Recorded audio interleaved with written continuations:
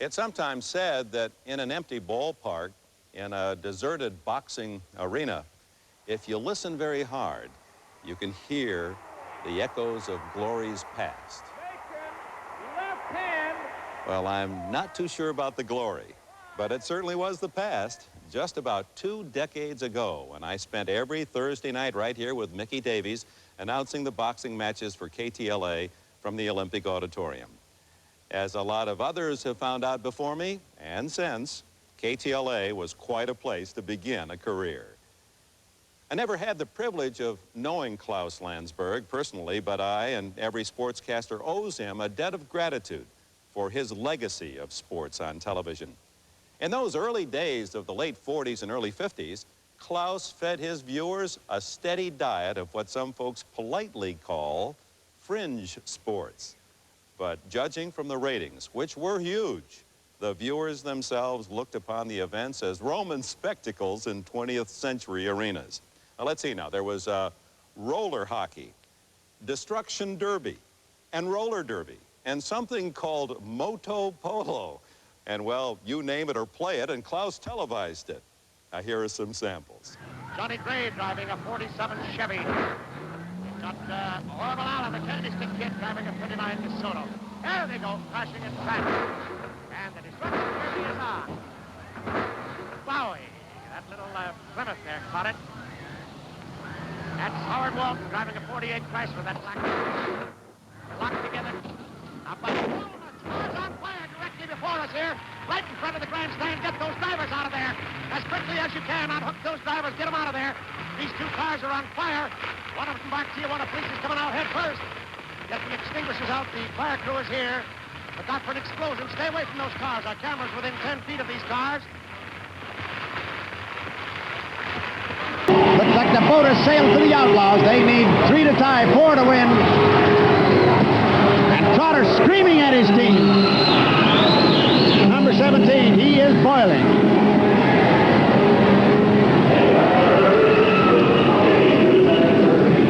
Each in front. There it is. The whistle blows for the jam. 20 seconds. Have you got a 20-second jammer here? If there's got one, it's Jim Trotter.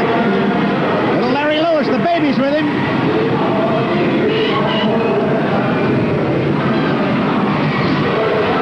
It's all up to Riley now. He's got to protect that 3-point lead. And look at him go at it. This is only the first game in the series. Eddie Payne went back on a reverse to take him out and saved it as the gun ends the game. And the Thunderbirds win it by a squeaker. 68 to 65. We'll have a wrap-up in a minute. Listen to that. The final score, 68 for the Thunderbirds, 65 for the Outlaws.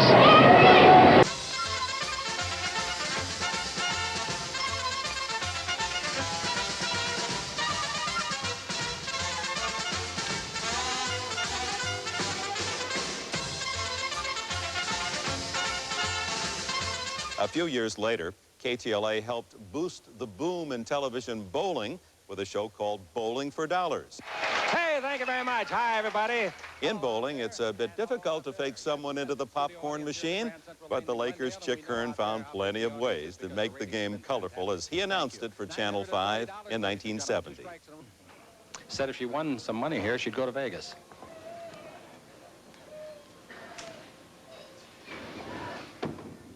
Margaret, with the money you won with that ball, you ain't going even to Pomona. I didn't have a feel for it. Walked through it and so forth, and I thought, I don't think it'll go. I thought it might go 13 weeks, but I wasn't interested in that. So I turned it down. And very, very suddenly and very shortly thereafter, my son died, tragically. And I was at a loss, terrible loss.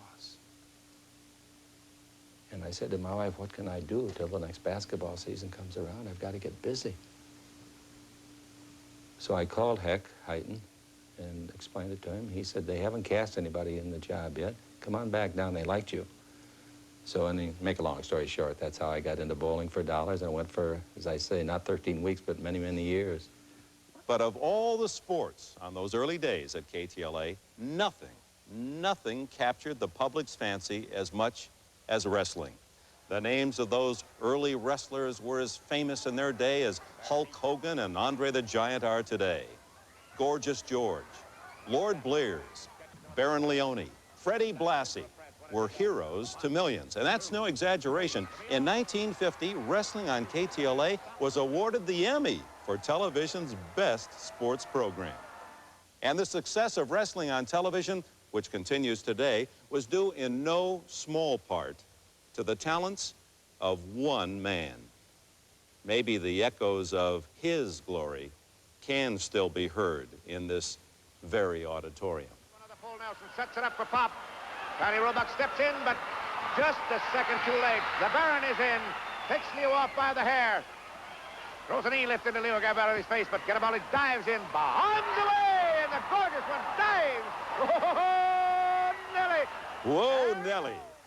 Who else could it be but the late Dick Lane, the man whose voice and style and humor added as much to wrestling on television as the wrestlers themselves.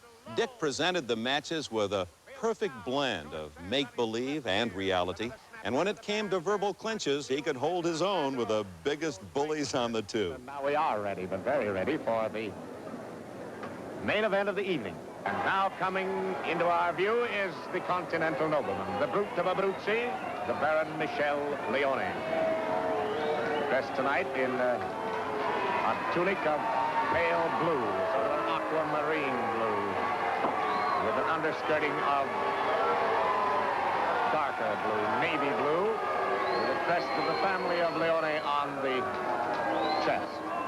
Carson must meet Dory Funk for the World's Championship, and Blassie must meet Pedro Morales. Hear that? By the end of the 1950s, one-time Michigan All-American running back Tom Harmon joined KTLA as a sportscaster, and he was a tremendous success. Stan Musial. Stan, sure good to see you. In 1964, when Harmon left KTLA, it was reasoned that if one former athlete could do such a good job, well, why not get a whole team of them? And so began KTLA's era of the athlete announcer. Fortunately, it was brief. While some of the ex-jocks have since developed into superb sportscasters, at the time, most of them were, well, just not ready for television. Well, along with my pal Merlin, one of those athletes who overcame his rocky start to become a first-rate sportscaster was Dodger pitcher Don Drysdale. Gene Locke has him 6 games in front of St. Louis, 7 games in front of Cincinnati, and 7 games in front of San Francisco. Wake up, boy. It looks like Gene Locke is a sure cinch to be manager of the year this year. This chance to reflect on the history of television in Los Angeles and KTLA has stirred some memories for me. My very first week at KTLA, I did the sports on the news. Hugh Brundage was the anchorman, and Hal Fishman was the new reporter on the scene. We stood behind separate podiums. And I can remember in my nervousness, I had all my copy in my hand to read the sports show. And just as Hugh Brundage said, and now I dropped all of my copy. And he continued as I went over to pick my copy up, with sports, here's Dick Enberg. And I just popped up merrily and went on with the show. Well, 40 years of television sports. I'm proud to have played a part in KTLA's story. We've seen lots of things that worked well on Los Angeles television. And before we break for a commercial, let's take a look at some of the things that didn't work so well. May I welcome you to the table hopper. My name is Dick Coogan. Some of you may know me as Matt Wayne from the Californians. Well, this is it. This is the table hopper. It's a seat hopper, too. But anyway. I remind you that they are always introduced in reverse order. That is, the fourth runner-up is the first girl to go on stage. Third runner-up second. The second runner-up is the third girl to appear on stage, if you follow my rather complicated figuring here. And the fourth girl to appear is the first runner-up, leaving then the one girl. Of course, when the fourth runner-up, the first runner-up, the fourth girl comes out, I'm getting confused here myself, then you know that who the remaining girl is, and you know that she is Miss Universe.